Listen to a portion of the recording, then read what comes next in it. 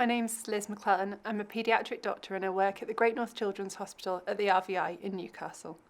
I'm here to talk to you today about sleep and the importance of sleep for all of us. When we were babies, we used to sleep for between 12 and 16 hours a night, and the amount we sleep gradually changes as we get older. Now you're between ages 10 and 11, you'll need on average 9 to 11 hours sleep every night. We know that things change as you go through puberty and growth spurts, and you may need more sleep at these points in time. But by the time you're teenagers, you'll need between 8 to 10 hours every night. Sleep is essential. It's really important for all of us.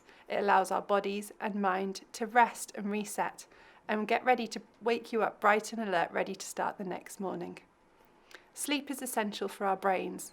It helps affect our ability to concentrate, to learn, to process information, and to take in new things, all really important both at home and at school. It can affect our mood, it can affect our feelings of loneliness and helplessness as well. Poor sleep can also affect our physical health. It can lead to problems such as obesity and heart disease and other physical conditions. It's really important for all of us, and I'm going to share with you some tips and tricks so that we can improve your sleep and help you think about how you can be the best possible you. First of all, it's really important to have a good sleep routine, thinking about your sleep and the effect it will have during your day.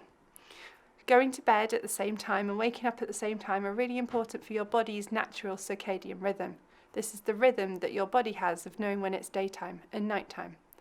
We should all aim to be going to bed at roughly a similar time each night and waking up at a similar time each morning within about 2 hours. So if you get up for school at 7 o'clock on a weekday, then you should be aiming to get up by no later than 9 o'clock on a weekend. It's important that when you get up and get out of bed. Let the daylight in and let your natural hormones start to regulate the fact that it's daytime. We know that thinking about going to bed, some people might have some worries or anxieties. There might be all sorts of thoughts going on in your head.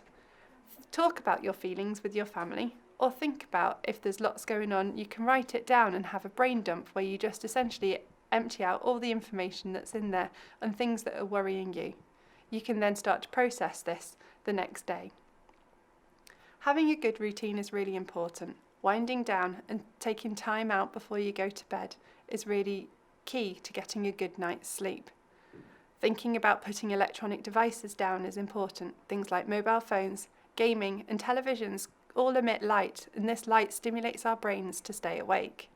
Try and put them down at least an hour before you go to bed and do something different to relax.